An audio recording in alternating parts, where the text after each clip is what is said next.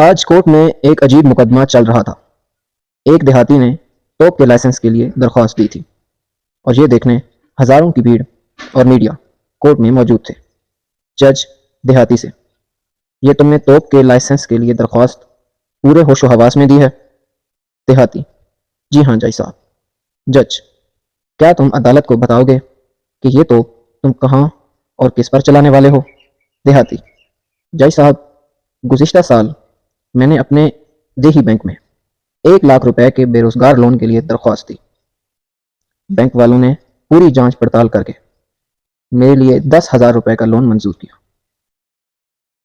اس کے بعد میری بہن کی شادی کے لیے میں نے راشن سے 100 کلو شکر کے لیے درخواست کی اور مجھے راشن سے صرف 10 کلو شکر ملی۔ ابھی کچھ دن پہلے جب میری فصل شدید بارشوں کے نتیجے میں آنے والے سیلاب میں ڈوب گئی تو پٹواری میرے لیے 50,000 روپے کا معاوضہ منظور کرنے کے لیے بات کر کے گیا اور میرے اکاؤنٹ میں صرف 5,000 روپے ہی آئے۔ اس لیے اب میں سرکاری طریقہ کار کو بہت اچھے سے سمجھ گیا ہوں۔ مجھے تو بندر پکانے کے لیے پستول کا لائسنس چاہیے تھا، پر میں نے سوچا کہ اگر میں پستول کے لائسنس کی درخواست کروں گا تو مجھے کہیں آپ غلیل کا لائسنس ہی نہ دے دیں، اس لیے میں نے توپ کے لائسنس کی درخواست دی ہے۔